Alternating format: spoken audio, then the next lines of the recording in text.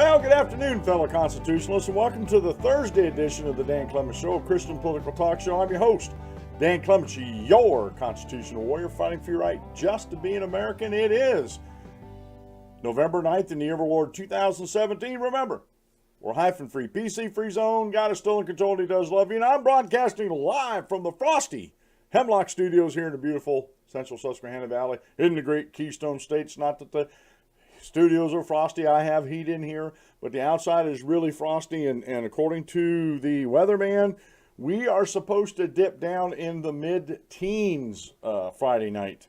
So I was hoping, actually, to get my hair cut this afternoon, but I had to postpone that till tomorrow afternoon because I didn't really want to get firewood in here to fire up the stove, but we're having, not an issue, but we're waiting for my propane condensing boiler to get delivered here so I can get that installed and hooked up. So we're going to have to burn a little bit of firewood to do that. And I've been heating the house with a kerosene heater in the basement and a propane heater up in the upstairs in the living room, dining room area. And that's okay, but this morning it was down in the mid-20s and it was struggling to keep things warm. So I had to bite the bullet and buy a load of firewood, a small tea-tag load. So my honey and my daughter and my puppy and my cat and myself can stay snugly warm, as it were, at the Hemlock Studio. So the fall weather has finally hit. And I'm not really complaining. I mean, we're coming on the end of the first full week in November, and the temperatures are just now turning. We've had a wonderful warm fall so far. Had a couple cool days, so you can't complain too much about that at all. So hopefully the volumes are coming across great for you folks. It looks like, knock on wood and God, the providence of God, that we're continuing to improve things here, get things right, and to go about our job. Now today I titled the show Gillespie and Guadagno. And that's how I went over. Guadagno is how you pronounce her last name according to the websites. So neither one of them supported President Trump. And the reason why I say that, I bring that out, is because the narrative on the left, especially the groups I follow, Let America Vote, Common Cause, Indivisible Guide, we put boots on the ground and we defeated the Trump agenda. And I was like, seriously, folks, even in the lamestream media, if Trump would have been supporting these folks, it would have been spread across the news media that he had done so and lost. And you didn't see a whole lot of that in the lamestream media. Matter of fact, the only places I've actually seen any amount of this, I'm not saying it wasn't reported in the lamestream media, but it was over at these George Soros-supported non-grassroots sites. And I've argued with the folks over at Indivisible Guide, we're grassroots. We started our organization out here in flyover country America. But the organization itself is not grassroots. You may think you're grassroots, but it wasn't started at the grassroots like the Tea Parties were. You guys were started by a bunch of politicos, a bunch of Clinton cronies, and staffers and bureaucrats from Washington, D.C. You're not grassroots. That is not the definition of grassroots. And again, yesterday's show we talked about, is winning by deception still a win? And we got into the New Jersey governor, oh man, right off the top of my head, I honestly, folks, I am really bad with names, and I do apologize that. Let me look this up real quick. New Jersey governor-elect. Let me see here. I was talking about him all day yesterday, and for some reason, oh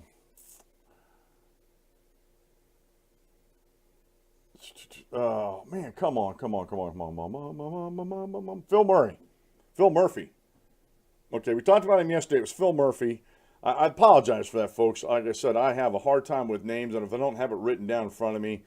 So yesterday we talked about Phil Murphy and New Jersey, and we talked about his platform and how he feels with that platform, he's going to bring New Jersey back to financial and fiscal life. It ain't happening. A matter of fact, he's going to drag, if he passes the proposals that he has in his platform, they're going to become as bad or worse. And I would have to say worse than California, because New Jersey's income, state income, as far as their GDP, gross domestic product, isn't even near. I didn't even look this up, but I know it's not anywhere near what California's gross domestic product output is in dollars.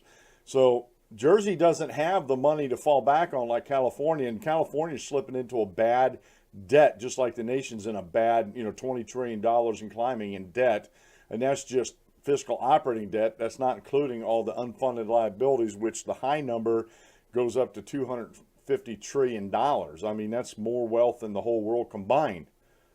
So I won't get on that too much, but Murphy believes his platform, and the progressives and everybody that supports that type of platform, they literally believe that they can actually legislate themselves into wealth. And I do feel sorry for some of the right-thinking folks that live in New Jersey, but the folks that voted for this type of platform in New Jersey, I don't feel sorry for them at all. They're going to get what they deserve because they elected people. But what I'm talking about yesterday, in like yesterday's show, was all these groups out there were campaigning like Donald Trump was campaigning for both of these candidates, and they weren't, and he wasn't.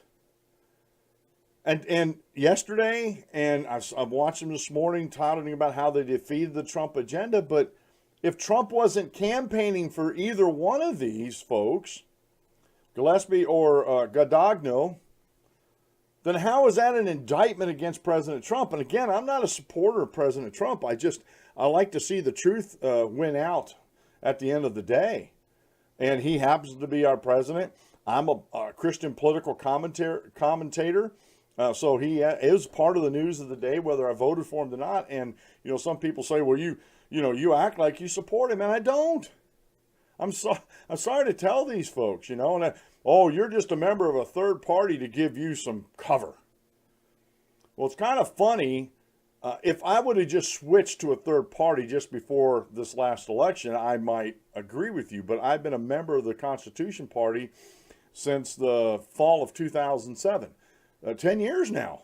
Oh, a whole decade now. It was about this same time in 2007, somewhere October, November, that I decided to join the Constitution Party because their values and their platform more aligned with my ideas and my thought of what a platform should be. And so I'm not a Johnny-come-lately to the Constitution Party, so you can't say I'm a member of the Constitution Party and I use that as cover, to deny my support for President Trump. I didn't vote for him. I voted for Darrell Castle, the Constitution Party. And this old idea, and I've had Republicans that have been friends of mine for years barely talk to me now about this because, well, what happens if Hillary would have won? You're voting for a third-party candidate, was a throwaway vote. No, it's not. Voting is never a throwaway. And if you vote your conscience, then you can go to bed at night understanding you voted your conscience. You didn't violate your conscience. And my vote was not Donald Trump's nor Hillary Clinton's to have or to say that if you voted for the other person that, whatever the argument is, my vote was never theirs to begin with. So how could they lose something they never had to begin with? And I've never yet, the country boy I ain't never yet had anybody come back and explain that one to me. If they never had the vote to begin with, how could they lose it? So again, they're still deceiving their followers, and their followers from Indivisible Guide to Common Cause to Let America Vote and these other George Soros, Open Society, folks that are campaigning heavily against Republicans and especially Donald Trump. They can't come back and say that this is a pronouncement against the Trump agenda. If they do, and they have been, they're still just deceiving the folks that are following them. They're lying to them. And that, honestly, folks, and I've said this for years now, that speaks to the character of the people who support these type of ideologies, like Barney Frank, up in Boston. One of the most crooked politicians to ever come along. Not the most, but one of the most. He's up there. I'd say he's in at least the top 10. And time again, he's been elected and put back into office. Maxine Waters, Nancy Pelosi, some of these other congressmen, representatives, and senators out there, time and time again, their base has voted them in. And that just speaks to the character of their base also. Either they're just blind and they just, well, I've been a Democrat all my life. My grandpa, my dad, my great-grandpa, my great-great-grandpa Isaiah was a Democrat. I'm going to die a Democrat, and I vote Democrat, no matter how bad the Democrats are, or even on the other side, Republican. My family since the founding of this country has voted Republican. You know, that type of ideology you get put out there.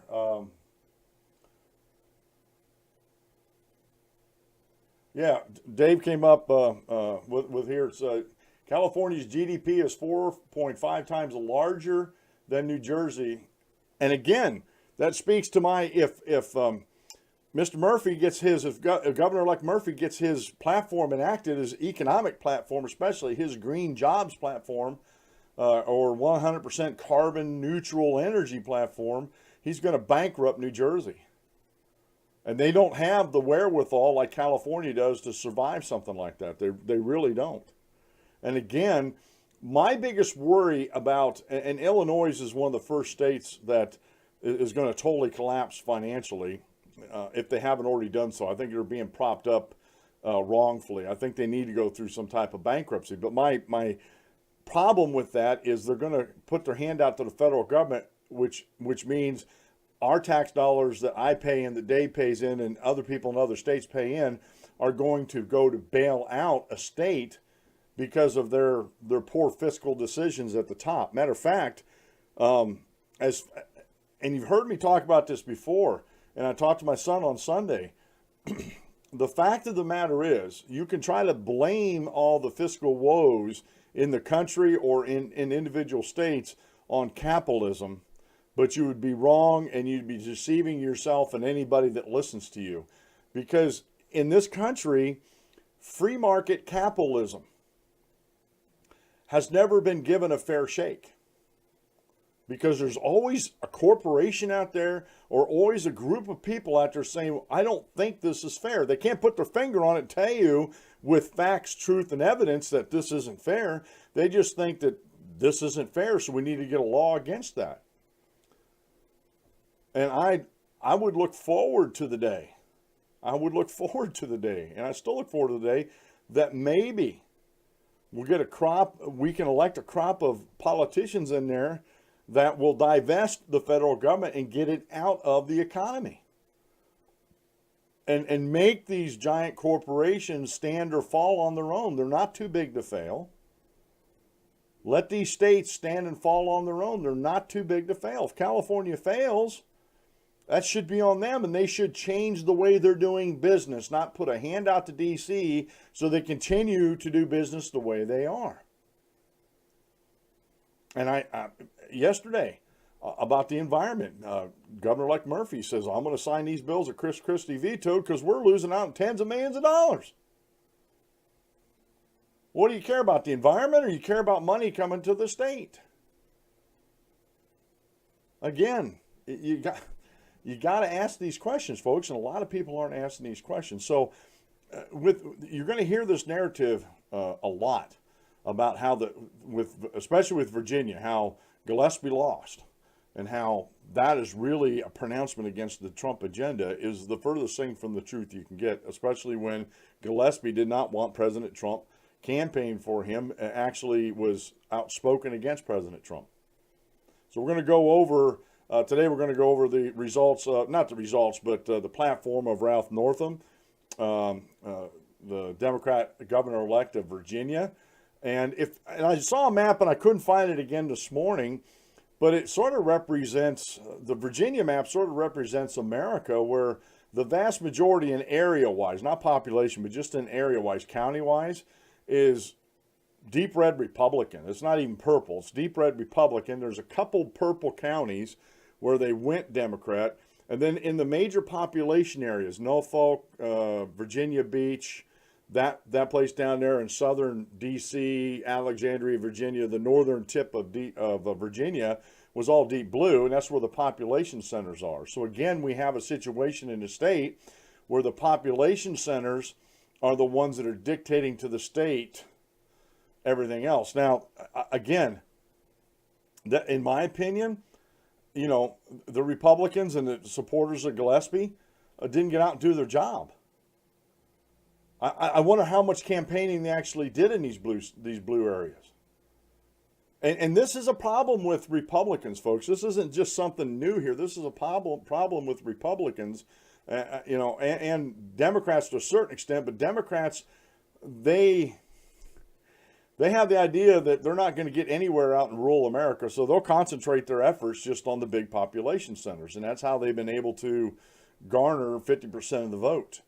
And Republicans should not take up that. They should actually go in to the areas that are heavily liberal, and that's where they need to concentrate their efforts on, to actually get the truth out and with reason and common sense and civil public discourse, get their ideas out to try to sway these liberal voters that may have not ever heard the other side. They were only told what they were, what the liberals want them to know about the other side. They may have never heard what the Republicans' platform is or how they plan to go about certain things. And they might agree with it. Who knows?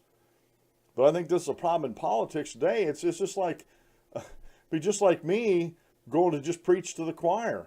As far as if all I'm going to do is preach to the saved people already, what's that going to get me? Now, we are to teach and, equip the saints and hopefully through the preaching of God's word, we keep folks saved through God's word. But when we go out evangelizing, we need to go outside our four walls of our church building and go out where the sinners are. And it's, again, you don't preach to your choir. If these counties are red, yeah, you don't ignore them, but you don't concentrate all your force on those. You actually have to concentrate in the blue areas. So it was amazing the dynamics that were going on in these elections, in these two state elections. One American News Network is, let me see if I can, it wasn't up earlier. Let me see if I can see if they have something on their front page. They were reporting while I was watching the news this morning. And this is funny, folks. This is all going under the radar right now, which I'm laughing my backside off because of all this other news. I kind of wish some of this news wasn't taking the news cycle, like the Sulphur or Southern Springs, Texas church shooting down there. But they were reporting, and I'll try to see. I don't see it up there yet on their page. Sometimes it takes hours for it to get to their page. But they were reporting on One American News Network this morning that the numbers, especially out in California, where they had counties that were actually having votes of 144% of the registered voters and stuff, and there's between 5 and 10 million altogether total votes that are in question, and some of those actually are in one. There was 11 counties and that had overvoting, and one of them was Republican, and the other 10 were Democrat. They're actually going through these under the radar, and the report was this morning that they think they found more than 5 million votes so far, and they're not even done looking, testing it yet. They've found 5 million votes so far that were illegally cast, and the vast majority of them were for Democrats, especially Hillary Clinton.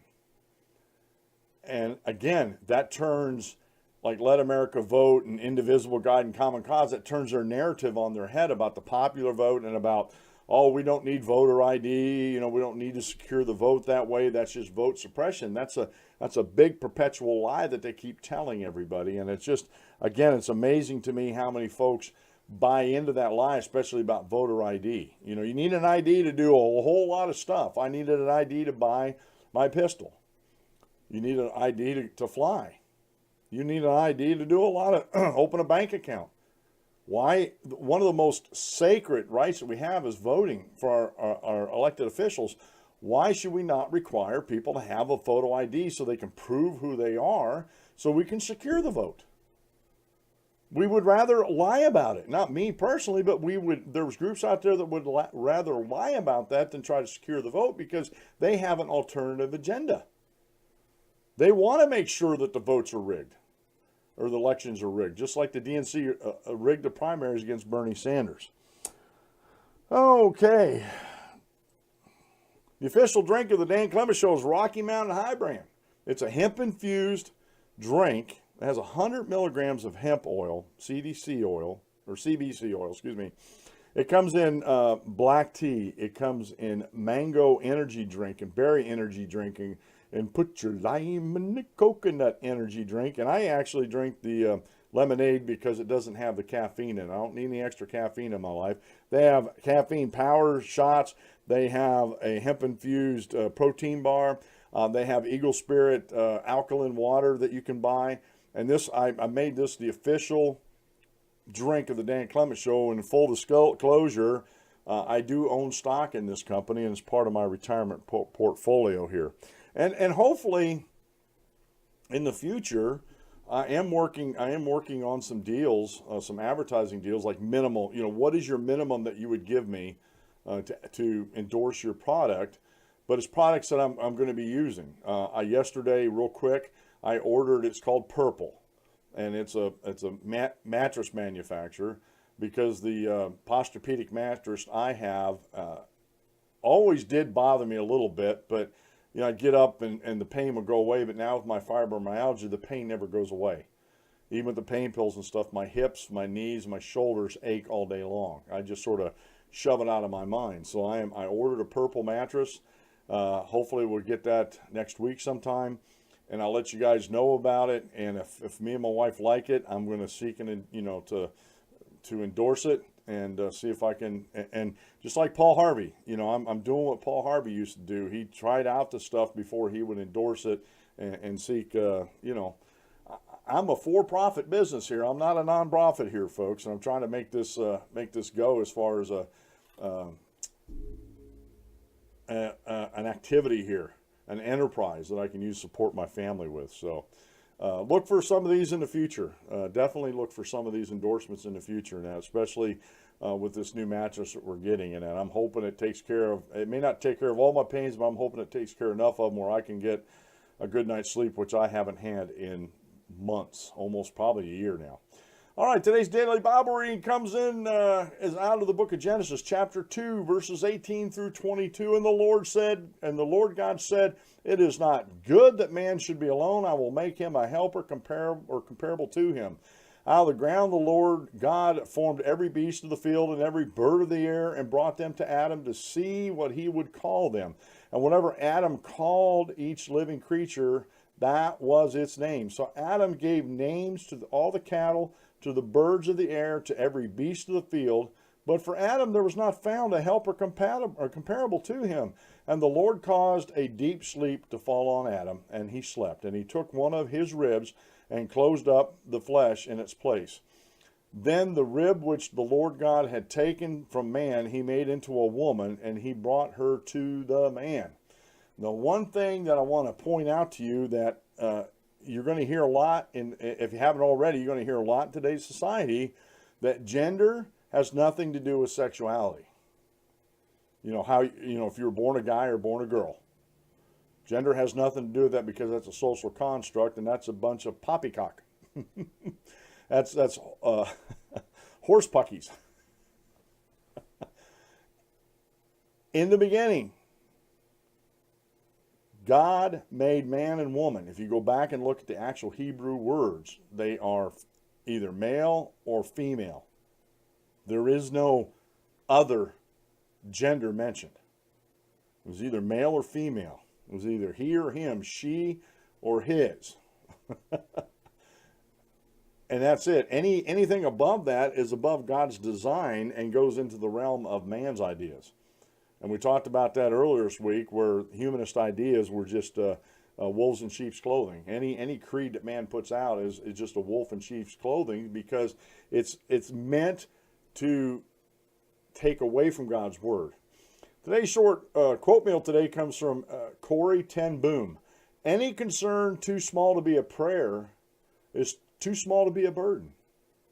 Think about that. There's a lot of people out there making a lot of, you know, what's it say? You're making a anthill out of a, you know, a molehill or something like that. Anthills are very, very big compared to molehills. And so you're making an anthill out of a molehill. You know, you're taking a small problem that's not even a burden, and you're just blowing it up for your own personal reasons and that. Today's short Bible lesson comes from Joe Wilkie over at focuspress.org, and he posted this yesterday. Why do we treat sex like it's God's dirtiest creation? Good article. I encourage you to go over and read that. Now, to get in what we were talking about a little bit yesterday, I'll start off with, and I'm not going to show you the articles, but we'll just talk about it. Kim Guadagno and 5 Facts You Need to Know About Her by Brendan Morrow over at heavy.com. And let me get over to this. Here it is. I didn't get everything in alphabetical order, so it's going to be a little bit tough here. There's 5 facts you need to know about Kim Guadagno. First, she criticized Donald Trump for the Access Hollywood tape about grabbing a certain female genitalia. And Donald Trump had a lot of criticism about that, but also Donald Trump also apologized and said he apologized and asked forgiveness of his family, and they did so. And to me, hasn't repeated it, so evidently he was, you know, he had repented, is not doing that anymore. Okay, but she still continued to criticize him. 2, in October, she said she would not vote for Trump. 3, she recorded a robocall in November, encouraged New Jerseyans to vote Republican, but didn't say anything about Donald Trump, just Republican. 4th, in January, she said she will work with Trump. She will work with Trump as governor, but she criticized her opponent for comparing Trump to Hitler, which was Murphy was doing that. Now, she did some criticisms, but she did not have President Trump come campaign for her. And that was her, folks. I don't care which party you're in, Democrat, Republican, Lord willing, someday we might have a Constitution Party president in the White House. It's almost political suicide if you're running for a lower office like a governor or congressman or whatever, not to ask the sitting party president, especially if it's your party, if you don't ask them to come campaign for you. Because I can guarantee you, I mean, as charismatic as Donald Trump is, if he would have campaigned for Guadagno, I think she would have had a chance of winning. I really do. But she just wouldn't support Trump. And look, folks, a lot of the reasonings why Republicans will not vote for Trump and will not support Trump is because they're establishment. And Trump is not. Trump is coming in, and this is another thing he's doing under the radar, and he is going through with his executive orders deregulating things that were put in by executive orders or that are under his control, you know, cabinet-wise and in the executive branch, backing off some of these agencies on some of these things and throwing other things back into Congress like the Dreamer Act. You know, President Obama was unconstitutional in what he did with DACA. And so all Trump did was, I'm not going to enforce it, I'm going to throw it back, because he had to re-sign it. He had to re-sign the executive order to keep it going. He said, I'm not going to do that. I'm not going to recertify that. I'm going to throw it back to Congress where it should have been to begin with. And he caught all sorts of heat for that. Yet he was totally constitutionally right in doing what he did. He is doing a lot more constitutionally than Barack Obama ever thought about doing, and he's getting a lot more done even behind the scenes, not by legislating, but by getting rid of unconstitutional executive orders. Matter of fact, and I've read some places, some articles about this, and I've often thought this myself, as President of the United States, he could refuse to enforce an unconstitutional order or act that was put in place by another president. If he can prove that it's unconstitutional, which a lot of what past presidents have done, is not a hard hurdle not a high hurdle to actually go over whether it's constitutional or not. And so President Trump could just say this law is unconstitutional. Now, a real quick side note here, and this is where education has to come in, where guys like me have to teach this to folks that don't know any better. Just because the people and the people's representatives voted in his law and a president signs it doesn't mean that it's constitutional. That just means that they got the majority of votes in Congress and they had a president willing to sign that, sign it into law, that bill into law. But it doesn't mean that it's constitutional. I've had way too many people tell me that. Well, we voted for Obama, you know, whatever he wants to do, it's totally constitutional because of the will of people voted him in. That's not how constitutionality is determined. And I've actually argued with people about that, and they were really upset and mad with me because I wouldn't back off my stance on that. That just because you vote somebody in and they vote on something doesn't mean that vote is constitutional. And that's something we really have to work on in this country.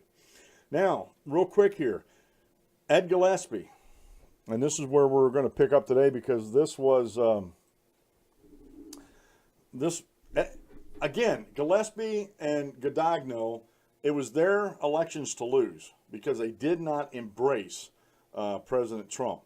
Now we have here, this is from heavy.com, and this is 5 facts you need to know. Now, Ed Gillespie, the former chair of the Republican National Committee, former counselor to President George W. Bush, is a front runner in the race. This is well before the race, and let me see when that was. This was in June of this year. 55 years. The 55-year-old New Jersey native had been trying to win an elective office since 2014 when he ran unsuccessful U.S. Senate campaign against incumbent Democrat Mark Warner. Gillespie is a pro-life, anti-Obamacare Republican. He is married to Kathy Gillespie. They have 3 children, John, Carrie, and Molly. And here's what you need to know about his political views. 1, Gillespie calls Obamacare a disaster for Virginians, but hasn't voiced support for the AHCA. Now, again, that's one of those things I can forgive a Republican for not supporting because I don't want them to repeal and replace. I just want them to repeal Obamacare and let the free markets replace it. Again, let's do something radical here and let the free markets do what they were designed to do, which is allow people to make their own decisions on these things. Is that too radical? 2, I'm just going to go over these real quick because I want to get over to Northam. Gillespie was endorsed by the National Right to Life and once said he'd like to see abortion banned, which that's good. That's a good thing, okay? He supports school choice and supports public charter schools. Yes, and this is one of those issues, one of these wedge issues as they call them, that was used against him by George Soros groups because, remember, progressives and liberals don't like school choice or charter schools. They don't like them because it competes against their indoctrination centers, which is public schools. And hands down, the students that come out of, for the most part, the vast majority of students that come out of public charter schools or, you know, homeschooling, stuff like that, score way better on entrance exams in the college and stuff like that, and just basic knowledge altogether. Gillespie proposed a across-the-board tax cut, which is good, just like Donald Trump. Gillespie hasn't completely embraced Trump, but he wants to be very strong on immigration. Again, Trump didn't go down and campaign for him. Honestly, if he did, I know Trump would have campaigned in the big, heavy centers. Norfolk, Virginia Beach, Newport, Virginia, up around Washington, D.C., the northern Virginia counties. And I think that would have made a big difference for Gillespie. And this is what I don't understand why these folks, they shoot themselves in the foot. They really, really do. All right, now let's talk a little bit about Ralph Northam, okay? He's the governor-elect. He's a Democrat. He's a doctor. He's a veteran. And just because, and this goes back to John McCain, just because you're a veteran doesn't mean you're going to be good in politics. You might have been good in the military, but that doesn't necessarily mean you're going to be good in politics. Okay, so let me let's see here. Let me find his Wikipedia here. Ralph Shearer Northam, born September 13th, 1959, so he's only a few years older than me, is an American physician, politician, U.S. Army veteran who is the governor-elect of Virginia, as well as the state's 40th and current lieutenant governor of Virginia. Northam defeated Republican Party gubernatorial nominee Ed Gillespie in Virginia's this past election. So, you know, he like I said, he was in the military, Army medical career. He's a doctor. He's a veteran. Sort of like, you know, Dr. Ron Paul. But he has some specific stances that we need to go over here. Economy for everyone. Expand access to apprenticeships and training. Not every Virginian wants or needs to attend a four-year college or university, but every Virginian should have the opportunity to gain further education or training. That means encouraging participation in industry certification programs, community colleges, and apprenticeship programs, and other advanced training. Ralph is committed to working with both business and community colleges to ensure that there is a local training option for every available job. And I like I said, there are some things that Democrats put out that I agree with, and I do agree with this, but I do not think this needs to come from the public sector. I mean, out of the public purse. I think this can be done better in the free market where businesses are putting forth these paid apprenticeships for this type of training and stuff. Build a school-to-work pipeline that goes along with what he was saying there. Cut college costs. Too many Virginia students still can't afford to attend our public colleges and universities. We need to ensure that any qualified Virginia student can access these institutions. Students should not have to shoulder a burden of large tuition increases, and every student should have the option to go without oppressive debt. Again, this is one of these things with colleges that because of the way the finances are structured now, colleges keep upping their tuitions because they know it's not technically the students that's paying for it, because these loans are guaranteed by the government. So if the student defaults, they still get their money. So why not just tack on a few $1,000s a semester or a credit hour, whatever you're going to do, tack some money onto that to increase your purses, because the student's not paying for it. You see how this free lunch really isn't free and it's actually expensive? Balance the budget. Ralph knows that businesses are attracted to well-governed states. He was in Virginia Senate when the Great Recession hit, and he voted to cut spending by $4.6 billion to keep our budget balanced. He also supported tax relief for Virginian homeowners. Governors of both parties have conducted government efficiency reviews, and Ralph supports another complete audit of the state operations because taxpayers deserve to know where their money is being spent wisely, and I agree with that. Equal pay.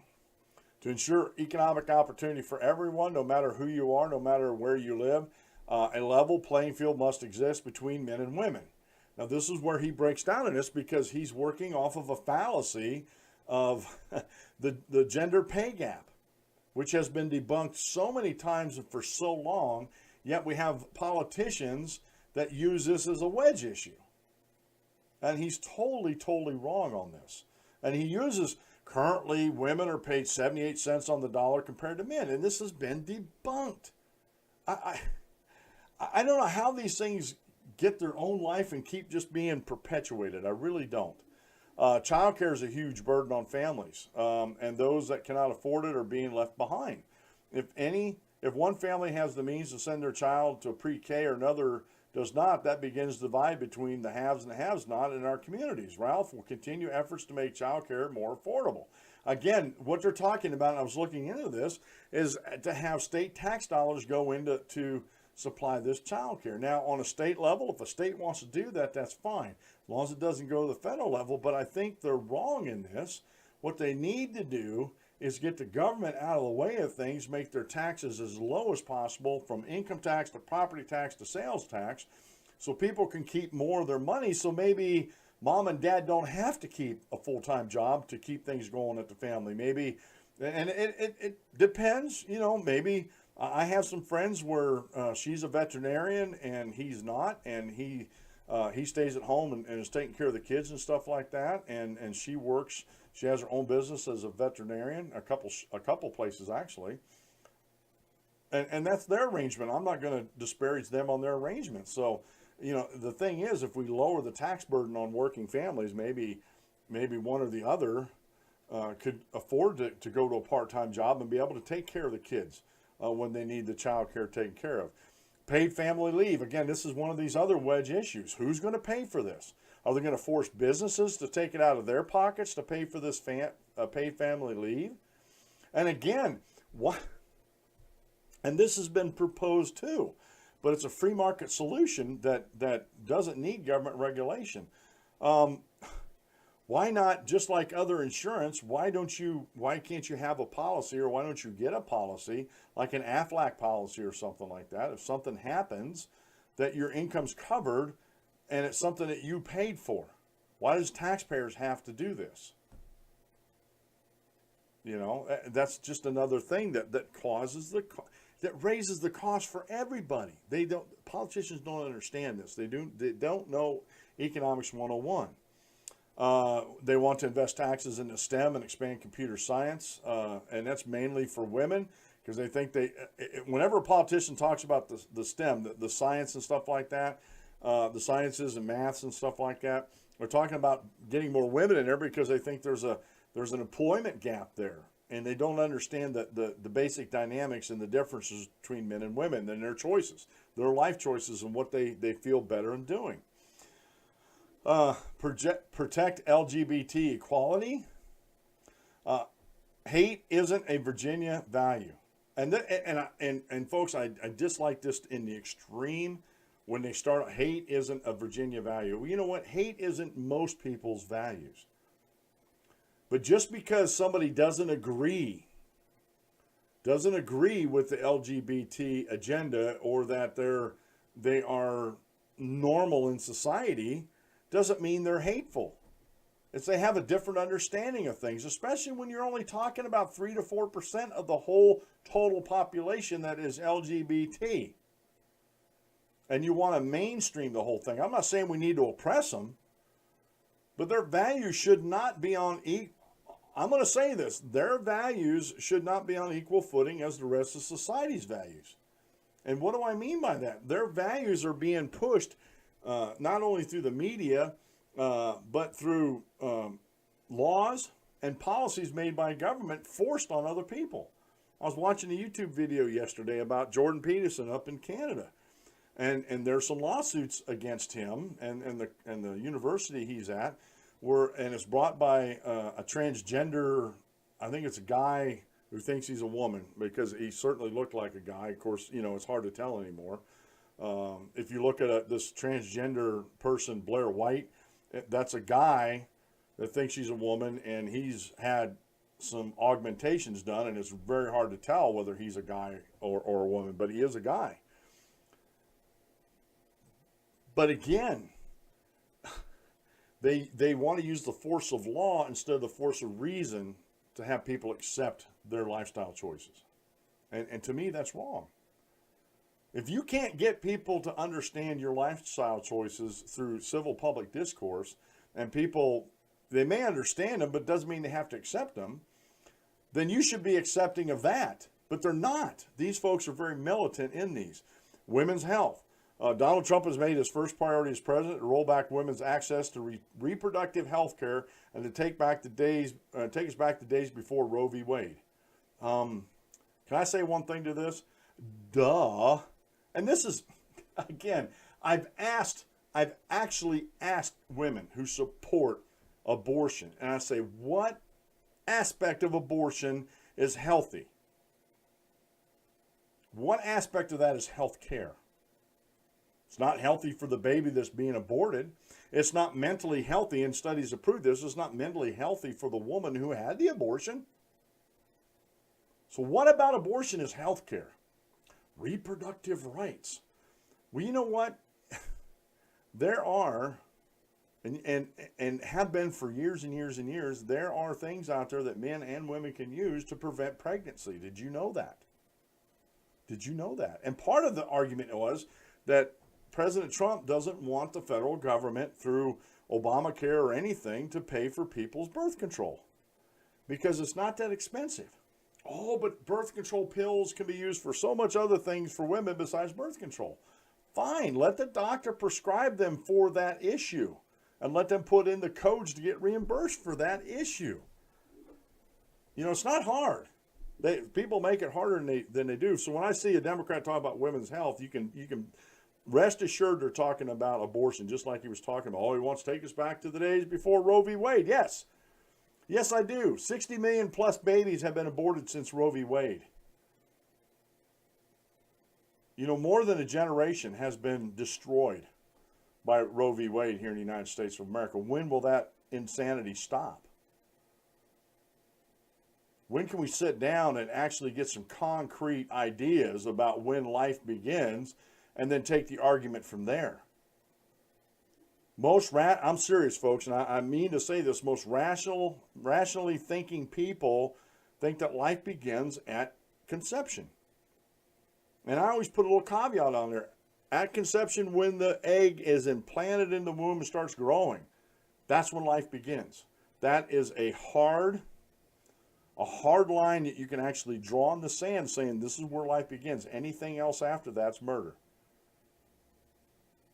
You know, and a lot of the feminists out there, it's my body.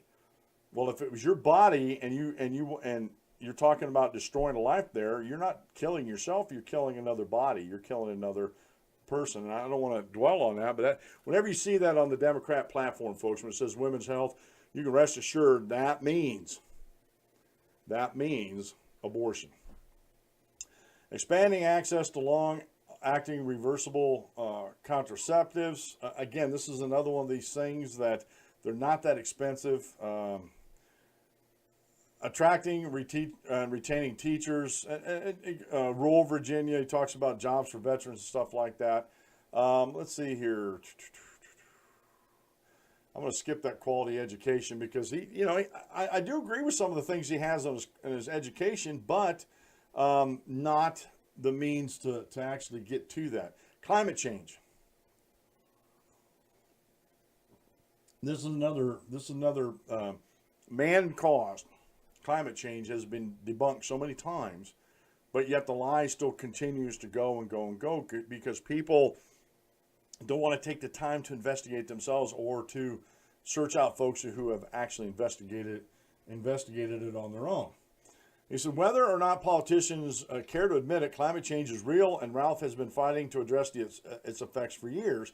As a state senator, Ralph brought legislation to create a coastal flooding working group to study how Virginia's coastal communities can prepare for the effects of climate change. And again, we're going clear back to before the 2000 presidential election with Al Gore and George W. Bush that this issue has been going. And guess what? Al Gore is a champion of environmentalism and climate change. And all the oceans are rising. And they're going to rise, and it's just on and on and on. The ice caps are melting and stuff. Everything he's pronounced is just the opposite.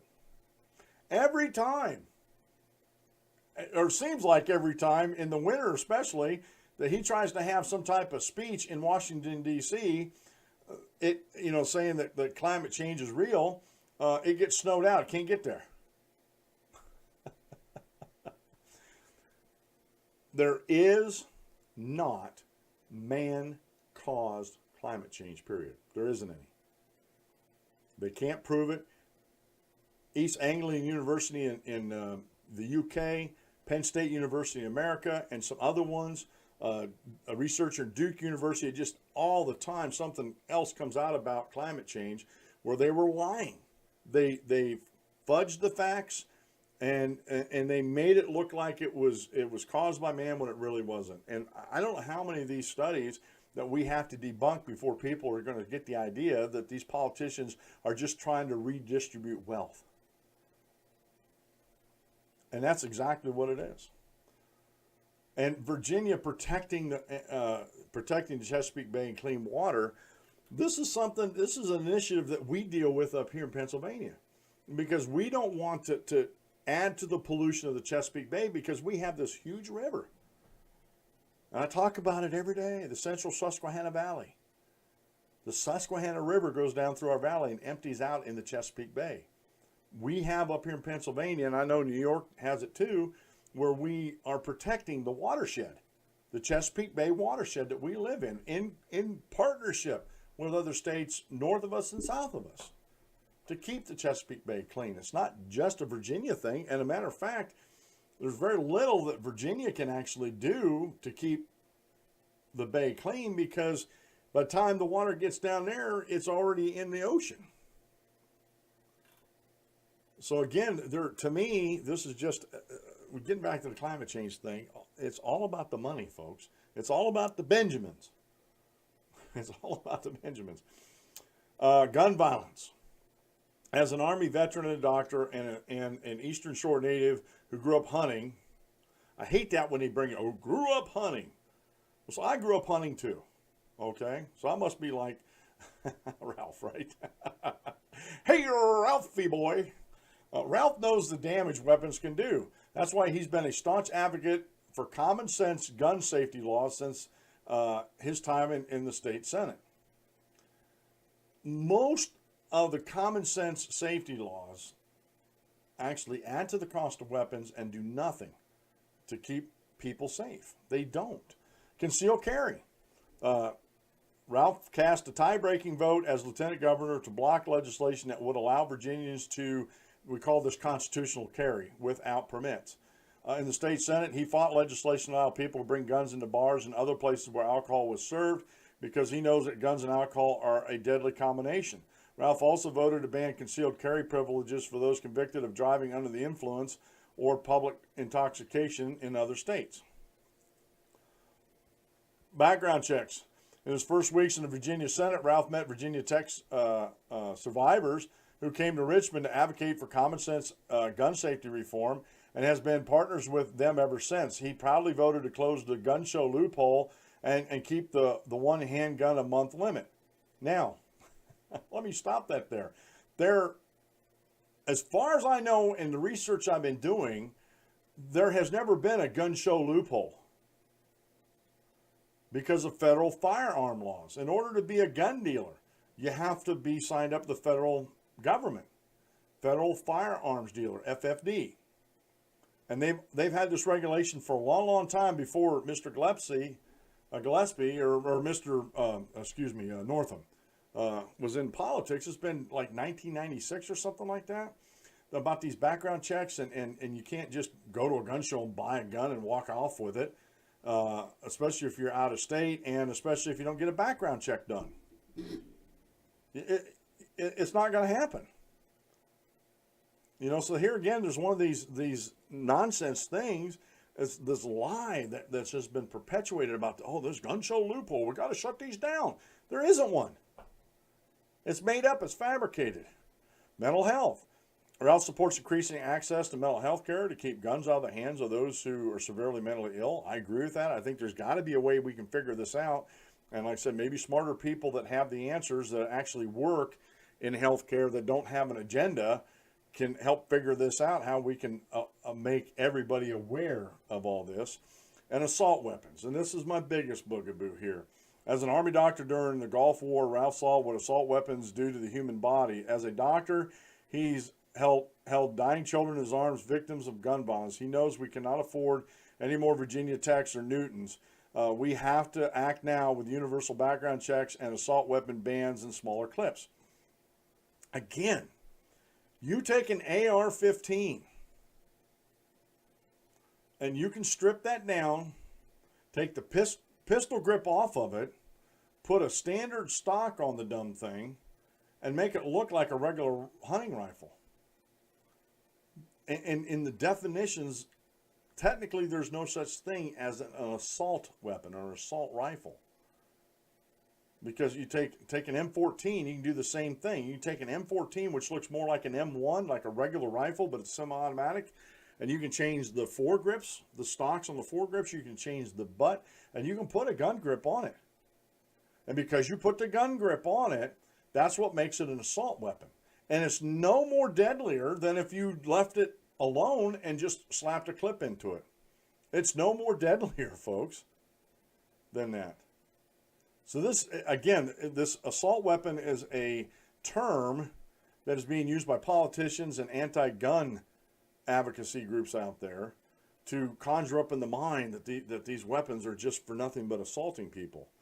And matter of fact, in the Southland Springs church shooting, it was another AR-15 and a NRA instructor who confronted the shooter and stopped him from shooting in the church anymore, and he confronted him with that. So an AR-15, i.e. an assault weapon, actually helped save the day there.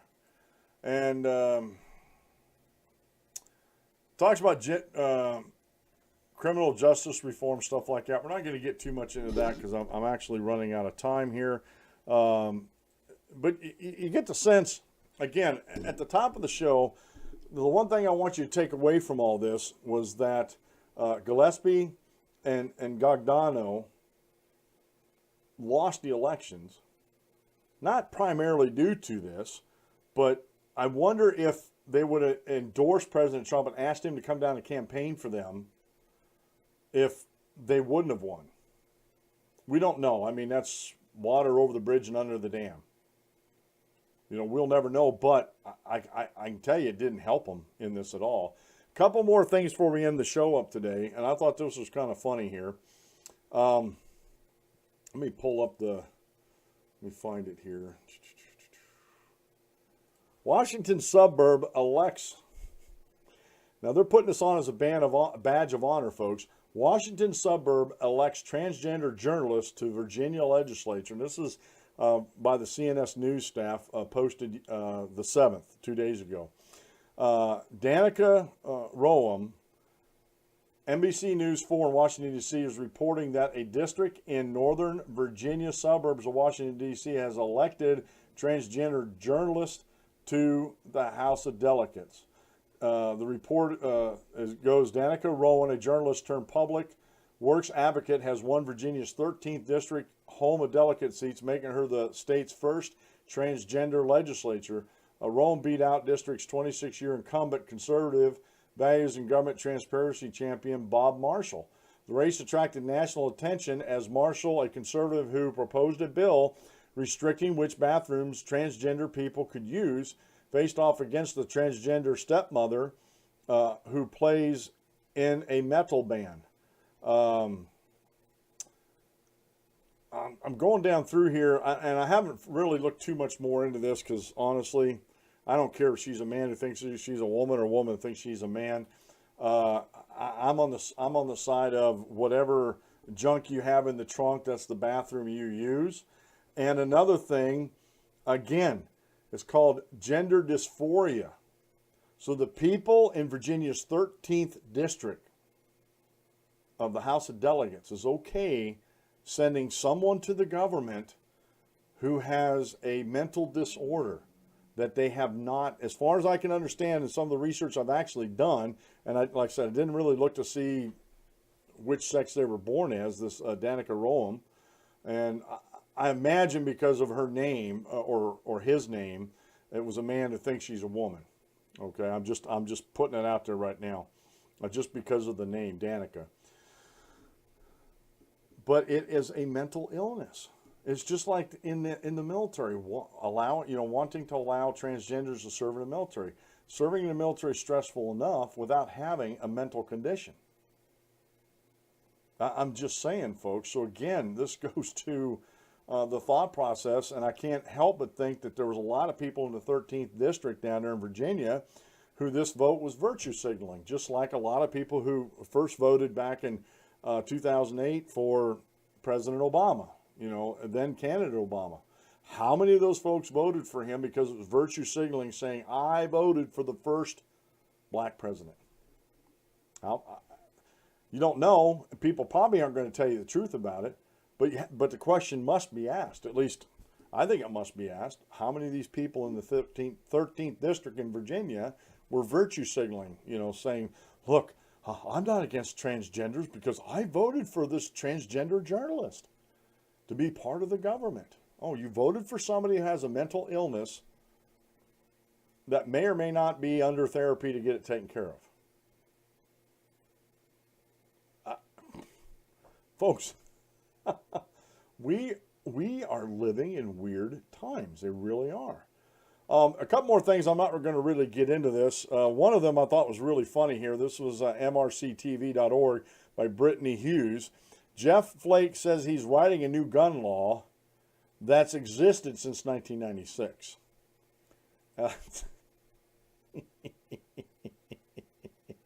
Let me see here. Let me get down here. This is written on November 7th, folks. Presumably eager to score a few political points for his legacy before he retires over his totally tanking popularity, ideological differences with Trump, Senator Jeff Flake pledged Tuesday to pen a new bill making it illegal for domestic violence offenders to buy a gun, presumably in response to Sunday's shooting in a Texas church carried out by a known domestic abuser. The problem is that Flake's proposal sounds an awful lot like another law, one that's been in effect for more than 20 years. Someone on Flake's legislative team might want to point the senator to the Lautenberg Amendment signed into law in the fall of 1996, the measure known by its longer title, the restrictions on the possession of firearms by individuals convicted of a misdemeanor crime of domestic violence. Well, frankly, restricts the possession of individual convicted of a misdemeanor crime of domestic violence. And this, again, these guys need to do some research. And as Governor Abbott says, we don't need more laws. We just need to enforce the laws on the books. And this brings me to a news item yesterday on One American News Network. And I'm glad I'm not glad that it took people's deaths to get this done, but I'm glad in hindsight that the Air Force is going back through. They're actually going back quite a few years and making sure that if they had, in similar cases like the Texas church shooting perpetrator, that they reported those things and put them on the Federal Register. They're going through and checking all that now. And again, I think the Air Force and the federal government has opened themselves up to a lot of civil suits here because they admitted that they didn't do it. It was like an oopsie on their part. And so, you know, the dust is not settled on this whatsoever, but it was funny to me that Jeff Flake, we got to have this new law, which has been on the book for 20 years. Going on 21 years, right? Or actually 21 years. So it amazes me about these politicians and what they think and what they want to get done. And finally, I'm not going to get into this one, but it's another CNS News story by Michael W. Chapman. There was a poll taken, and only 36% of Americans support ban on semi-auto, quote unquote, and they put it in quotes, assault rifles. And again, a lot of the shootings that take place in this country, especially mass shootings, 4 or more victims, are done with pistols. Not AR-15 assault rifles. They're done with pistols. I mean, the stats bear that out. So just to go after, I know these are high-profile cases and stuff like that, but to go to take their response to all these mass shootings, including my most ardent Facebook antagonist, is to take guns from everybody, law-abiding citizens included. And the problem is, most of these mass shootings are done by avowed atheists, which makes sense if they're socialists and they're communists, and anti-fascists, that they would be atheists. They're done by Democrats. I mean, look at the Senator Rand Paul was attacked. His neighbor was a Democrat.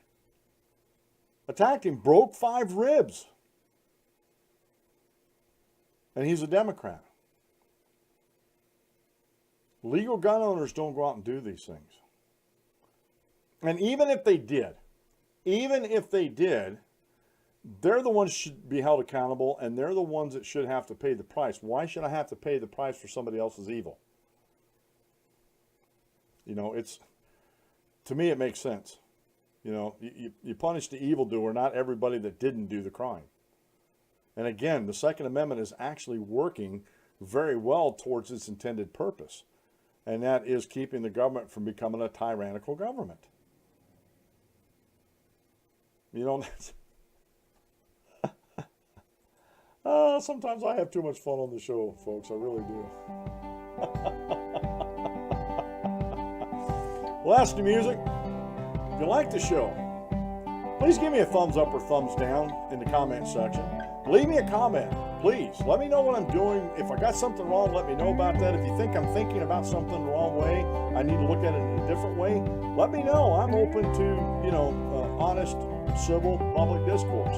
If you like the show, please subscribe to it and hit the notifications so when I put out new episodes, you know that I put them out.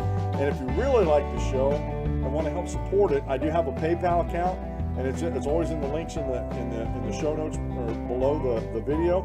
Or if you want to pay PayPal to help me support this show, and I want to thank those that do support the show. You don't know how much this actually means to me. This has been the Dan Clements Show. I'm your host, Dan Clements, your constitutional warrior. Remember, if you aim at nothing, you hit it every time. Have a great rest of the day, folks, and God bless. And we'll see you tomorrow at noon for Free for All Friday, one of my favorite days of the week.